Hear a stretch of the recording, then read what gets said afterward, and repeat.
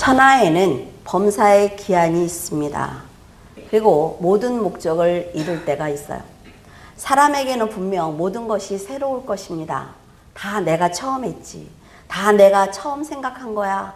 내가 처음 본 거야. 라고 말을 하지만 하나님께서 보실 때에는 처음일 것이 없는 것입니다. 이 세상은 하나님이 창조하신 이후로 지구라는 그 한정된 공간 안에서 한 세대가 오고 가고 있기 때문에 이름이 달라지고 모양이 달라져도 결국 그 한자리에 쌓았다가 허물었다 하는 것입니다. 사람들은 모두가 자기가 새로운 계획을 세우고 그것을 이루었다고 생각을 해요. 그렇지만 과거에 그 누군가에 의해서 동일한 생각과 계획과 성취가 있었다는 것을 우리는 알아야만 합니다. 과거 어떤 사람이 세운 것이 허물어진 것처럼 여러분이 세운 것도 허물어질 때가 반드시 있습니다. 그리고 미래에 오는 그 누군가가 그 자리에 세워지는 건 역시 허물어질 것입니다. 이것이 바로 인생을 할당받고 이 세상에 온 인간들의 역사가 공전하는 모습이에요. 솔로몬은 자기처럼 부를 누리고 산 사람보다 비록 부족하지만 하나님의 허락하신 지혜를 가지고 살아가는, 그리고 성령의 충만함으로 낙을 누리며 살아가는 사람들을 보았어요. 그리고 그들을 부러워하기 시작을 했습니다. 새로울 것도 없는 세상에서 모든 사람들이 동일한 모습으로 사는 것처럼 보이지만 솔로몬의 눈에는 한정된 그 시간 속에서 삶의 모습이 다르다는 것을 알게 된 것입니다. 그들은 흙으로 돌아갈 그 몸들을 이용해서 영원한 세계의 주인이 될 준비를 하고 있었습니다. 솔로몬은 이 세상이 그저 먹고 마시며 육신을 즐겁게 하는데 그치는 것이 아니라 육신을 이용해서 하나님의 나라에 들어갈 준비를 하는 거구나 라는 것을 깨달은 거예요. 아주 깊은 진리를 깨달았습니다. 믿음의 결단을 하고 빨리 돌이키는 사람이 천국에서뿐만이 아니라 이 세상에서도 평화를 누릴 시간이 그만큼 길어지는 것입니다. 하나님을 영접을 하고 믿음에 따라서 살아가는 인생과 그렇지 않은 인생은 하늘과 땅처럼 다른 삶을 살게 되어 있습니다.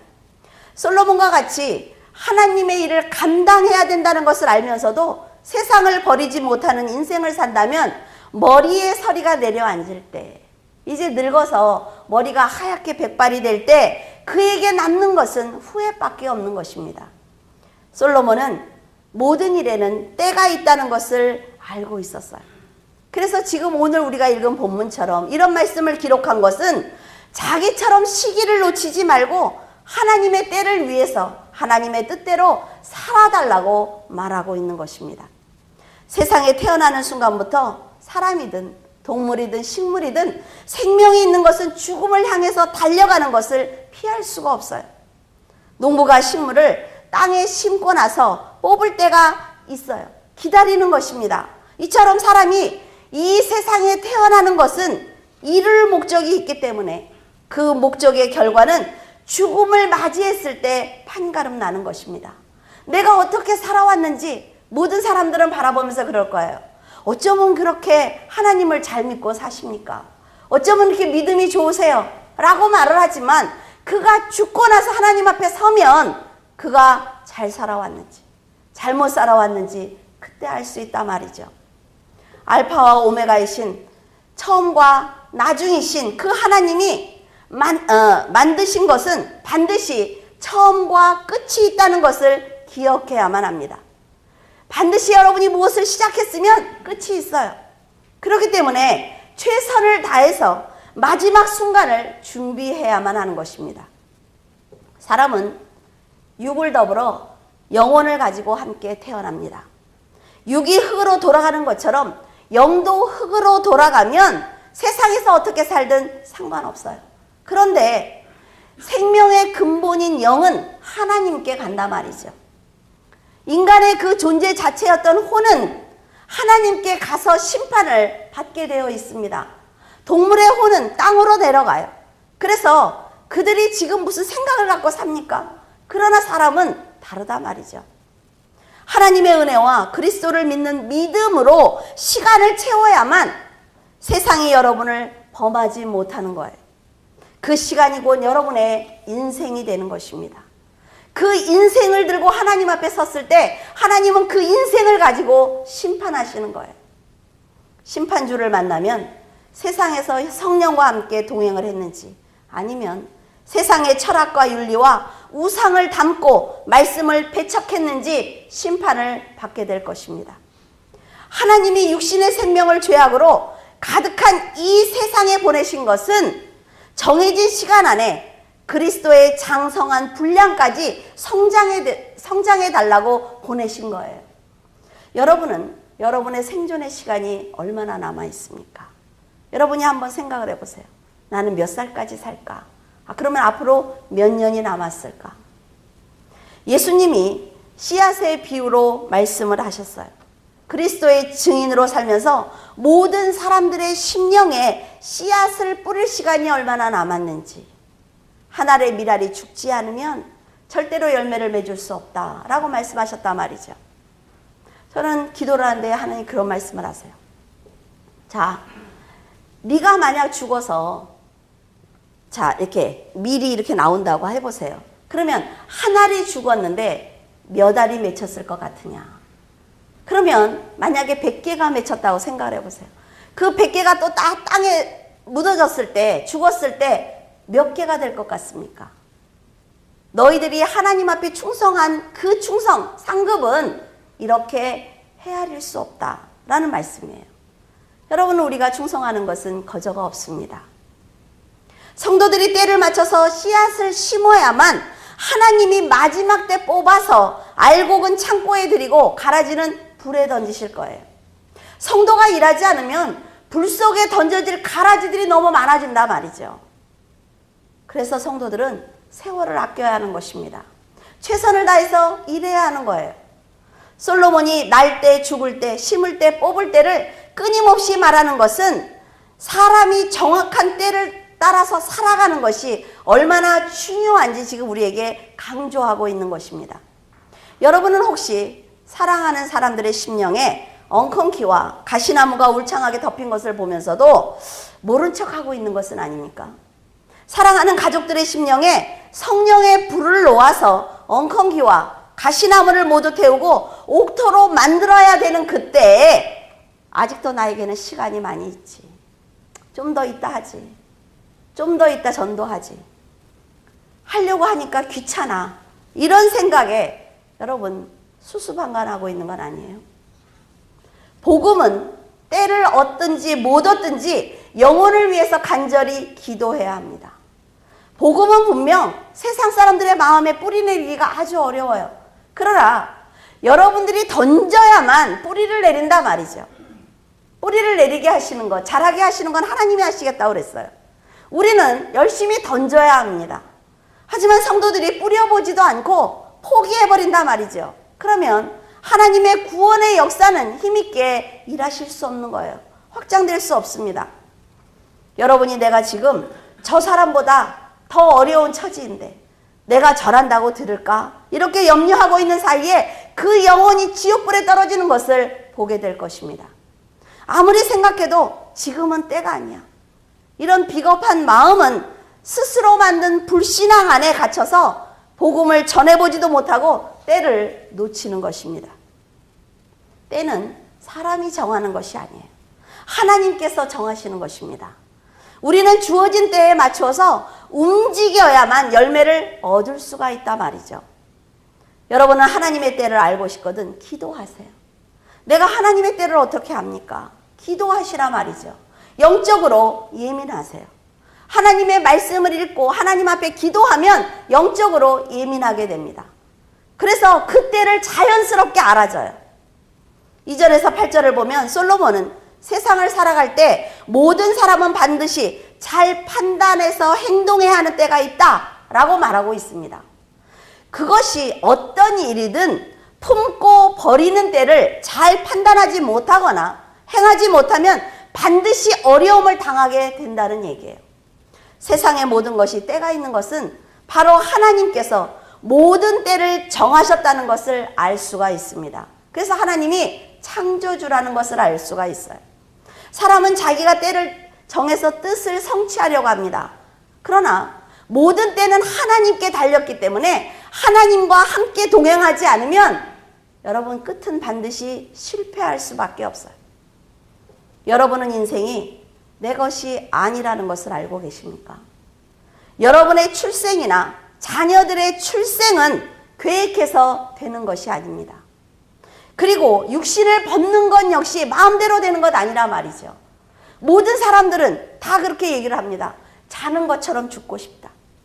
내가 하나님 앞에 기도할 때 죽고 싶다. 그런데 마음대로 되지 않는다 말이죠. 사람들은 모두 풍족하고 건강한 삶을 원합니다. 그러나 무너지는 사람도 세워지는 사람도 자기 마음대로 되지 않는 거예요. 세상에서 못 살고 싶은 사람 어디 있습니까? 아프고 싶은 사람 어디 있어요? 마음대로 되지 않는다 말이죠. 삶을 포기하려고 하는데 세워지는 사람도 있고 세워보려고 욕심을 부리지만 무너지는 사람도 있습니다. 사랑하는 사람을 만나서 가정을 이루어서 이제 행복하게 살고 싶은데 죽는 사람도 있어요.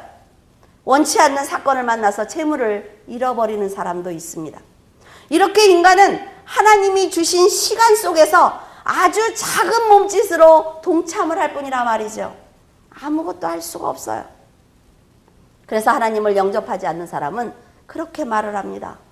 하나님이 자기 마음대로 할 것 같으면 왜 사람을 만들었어? 이런 질문들 많이 하죠.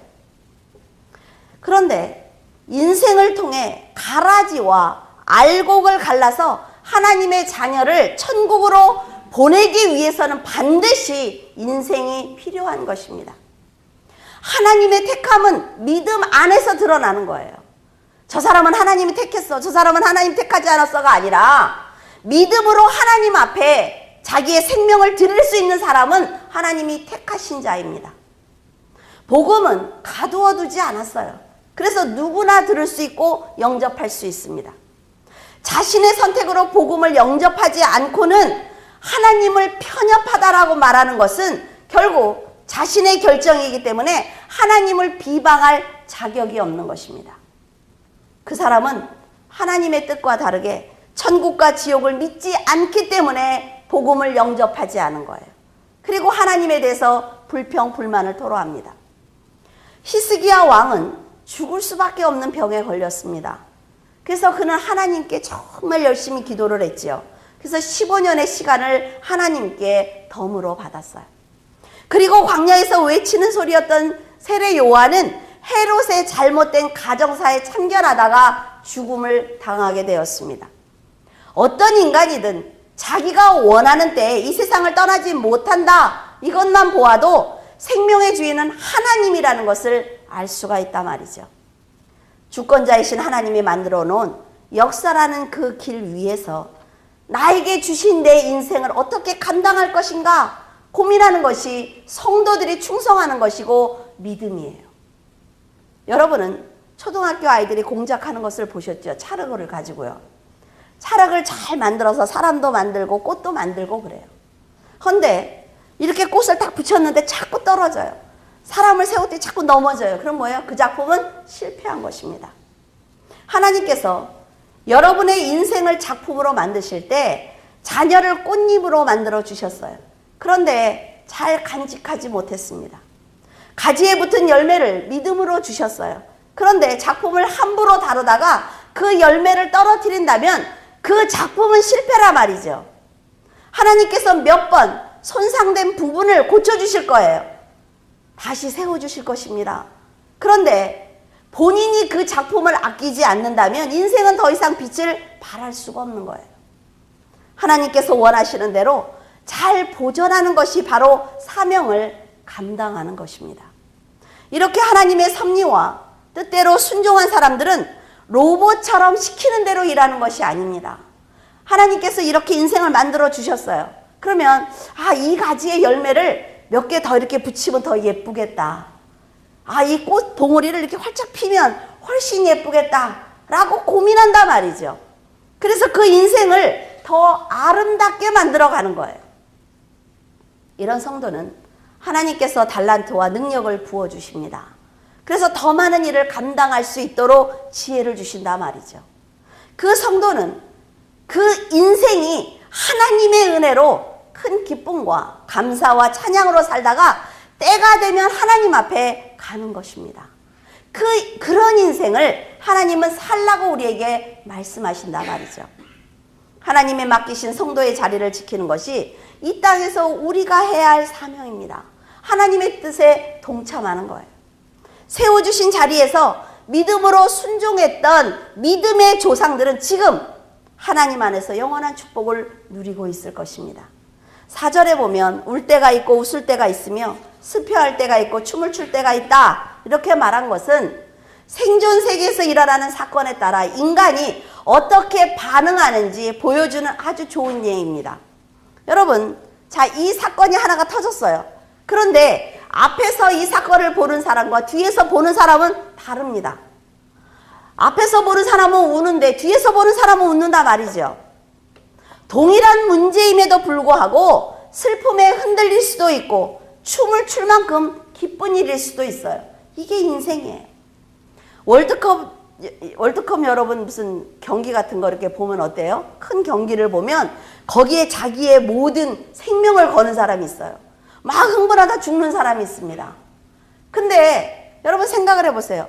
그 사람한테는 자기의 생명을 바칠 만큼 너무 대단한 일이란 말이죠. 그것이 자기의 모든 인생을 정지시키고 그 일을 한단 말이에요. 오락을. 그런데 그러고 죽었어요. 그런데 하나님이 보실 때 뭡니까? 세상에서 그저 노는 오락일 뿐이에요. 시합을 보고 흥분해서 자기의 생명을 해야 하는 그 사람에게는 너무 중요한 일이겠지만 하나님에게는 어떤 것이 중요한지 그 경중을 모르는 어리석은 사람일 뿐입니다. 지금 내가 만난 사건이 영적인 문제이기 때문에 최선을 다해야 하는 것인지 아니면 인생 중에 늘 만나는 가벼운 일인지 판단할 줄 알아야 합니다. 여러분, 그래야 지혜로운 자가 되는 거예요. 이 지혜는 하나님 안에서 거듭나야만 알 수가 있습니다. 사람의 능력으로 어떻게 지킬 때와 버릴 때를 알 수가 있겠어요? 세울 때와 부술 때를 여러분 알겠습니까? 하나님을 통해 깨닫지 않고는 알 수 없는 지혜라 말이에요. 성도들의 심령에 함께 하시는 성령님만이 그때를 정확하게 알려주실 수가 있습니다. 결국 믿음으로 성숙한, 믿음으로 거듭난 성도가 세상을 분별한다는 얘기입니다. 영적으로 판단할 수 있는 지혜를 가지고 있다는 얘기예요. 그것은 어떤 특정한 사람이 갖고 있는 것 아닙니다. 여러분 안에 다 성령님께서 거하고 계시잖아요. 그 성령께 얼마큼 누가 의지하느냐에 따라서 그 사람이 세상을 판단하고 분별하는데 정확도를 알 수가 있단 말이죠. 여러분은 언제나 성령님의 도움을 받으셔야 합니다. 그래서 세상을 잘 분별하셔야 돼요. 5절에 돌을 버릴 때가 있고 돌을 거둘 때가 있다, 이렇게 말하고 있습니다.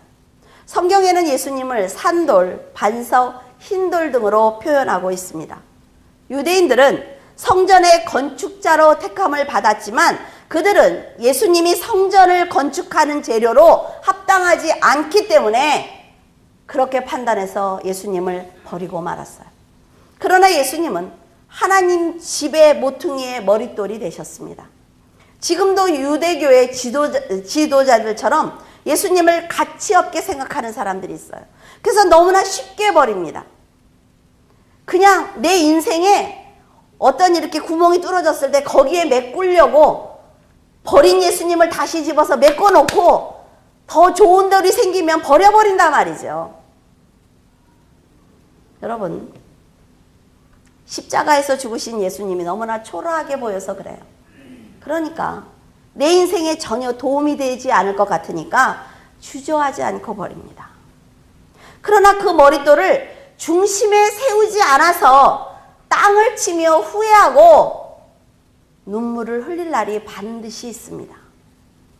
만약 여러분 주위에 계신 분들이 세상의 것만 탐하면 여러분 머릿돌 대신 그리스도를 버리지 말라고 담대하게 말씀하셔야 돼요. 지금 세상에 여러분 돌아보세요. 얼마나 많은 사람이 진심으로 그리스도를 믿고 있는지 한번 돌아보시라 말이죠. 그런 믿음이 안을 때와 멀리할 때를 분명히 하는 거예요. 복음을 전하기 위해서는 반드시 사람들을 안아야 됩니다. 그런데 여러분이 먼저 반석 위에 서지 않으면 그 아는 자체로 같이 죽는단 말이죠. 그래서 여러분의 믿음을 방해하는 사람을 일단 멀리해야 합니다. 상대가 가족이라 할지라도 여러분이 진리로 흔들리지 않을 때까지 먼저 반석 위에 서는 게 너무 중요하단 말이죠. 어떻게 가족을 버립니까? 어떻게 가족한테 그럴 수가 있어요? 라고 말할 수 있어요. 그러나 같이 죽습니다. 하나님도 유대인들을 안으셨지만 그들이 영적으로 타락했을 때 멀리 하셨습니다. 예수님도 마을마다 다니면서 복음을 전할 때 그 영혼들을 안아라 라고 말씀하셨지만 그들이 핍박을 하면 신발에 묻은 먼지도 털어버려라 이렇게 말씀하셨어요. 사도 바울도 영혼들을 말씀으로 안기 위해서 자기의 목숨을 걸었습니다. 그런데 영적으로 도움이 되지 않고 교회를 흔드는 사람은 사탄에게 내어주었다라고 말하고 있단 말이죠. 이런 모든 판단은 성도들이 먼저 바로 서야만 안을 때와 멀리할 때를 비롯해서 모든 때를 구분할 수 있는 것입니다. 여러분, 내 자식이라 할지라도 내가 믿음이 연약해서 이 자식을 데려갈 수 없으면 일단 그 자리에 놓으라 말이죠. 그래서 여러분들이 흔들리지 않는 믿음의 반석에 딱 섰을 때 자식을 안으면 너무 쉽게 데려갈 수가 있어요. 그런데 그래도 다 데려가야죠. 마냥 가고 있어, 마냥.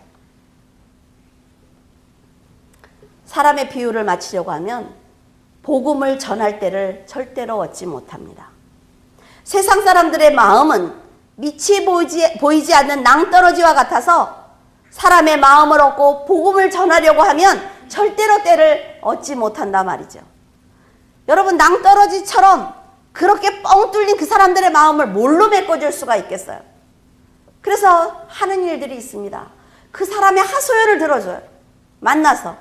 그 사람이 원하는 일을 해줘요. 그 사람이 웃을 때까지. 웃어야 복음을 전할 수 있으니까. 이거는 낭비입니다. 낭비. 그들이 원하는 것은 끝이 없어요. 그래서 상대의 비유를 맞추는 것보다는 성도가 먼저 담대하게 말씀을 전해서 그 뚫어진 구멍을 복음으로 막는 것입니다. 그것이 가장 빠르다 말이죠. 땀을 흘려 키운 나무를 농부가 어때요? 가지를 미련도 없이 잘라버려요. 다른 가지에 더 큰 많은 열매를 맺게 하기 위해서 미련도 없이 잘라버립니다. 이것이 너무 필요하다 말이죠. 인생의 갈림길에서 진리의 길과 세상의 길을 둘 다 가려고 하면 여러분 죽습니다. 하나님께 영적인 축복과 은혜를 풍성하게 받기를 원한다면 세상의 길로 뻗어 있는 가지를 잘라버려야 합니다. 그래야 살 수가 있어요. 말씀으로 준비되어 있는 성도는 성령께서 필요 없는 가지를 자를 때를 알려주신다 말이죠.